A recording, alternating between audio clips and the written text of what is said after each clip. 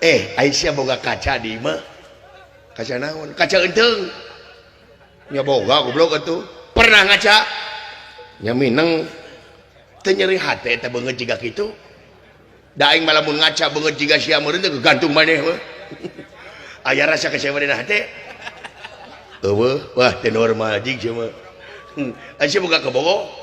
henteu naon henteu main bogoheun ka sia mah tara ka masjid sia teh kitu teh aing rek nanyakeun ka maneh naon ari di masjid sok aya jurig tara nya eueuh aing ngan aing tara panggih jeung maneh